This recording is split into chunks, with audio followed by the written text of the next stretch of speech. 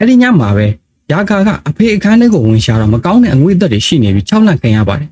ခီမန်ကိုရှာပါလို့ပါဝါဆက်မှာရေးထားတာကိုမြင်လိုက်ရပါတယ်မီးတွေကလည်းပြက်နေပြီးနာယာကပြတင်းပေါက်ကိုသွားပိတ်တဲ့အချိန်မှာအနောက်မှာမကောင်းဆိုးဝါးတစ်ကောင်ရောက်နေတာကိုမြင်ပြီးလှည့်ကြည့်လိုက်တော့ပျောက်သွားပါတယ်ဒီအချိန်မှာပဲလှေကားပေါ်ကနေထပ်ပေါ်လာပြီးသူ့ဘော်ကိုခုန်ချလာတော့ကြောက်ပြီးငုံထားတော့ကြမလာပါဘူးအကိုဖြစ်သူကလည်းရောက်လာပြီးသူ့ရှိမှတယ်ဖေဖြစ်သူရဲ့အလောင်းဘော်ကိုမကောင်းဆိုးဝါးကြီးကရောက်နေတာသူပျောက်ကွယ်သွားတာနဲ့အလောင်းပါပျောက်သွားပါတယ်ဘာလို့ပျောက်ဆုံးရတာလဲဆိုတာကိုသိဖို့နဲ့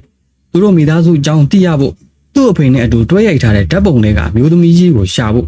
အဖေရဲ့စာရွက်ထဲကရန်ကူရွာကရာဂျီမန်ဆိုတဲ့လူကိုရှာဖို့ထွက်လာခဲ့ကြပါတယ်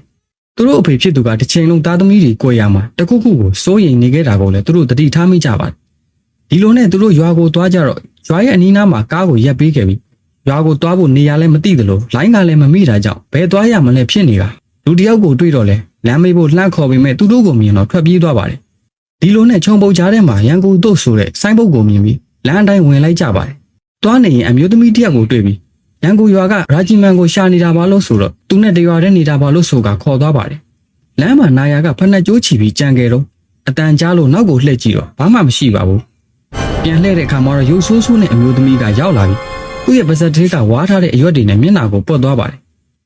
နာယာလည်းပြန်မယ်လို့ပြောတော့လမ်းပြတဲ့အမျိုးသမီးကရောက်ခံနေပြီလို့ပြောတဲ့အတွက်ဆက်လိုက်သွားကြပါတယ်အိမ်ရှိကိုရောက်တော့သူတို့ခေါ်လို့ထွက်ပြေးတဲ့ကောင်လေးကလည်းမြင်သွားပါတယ်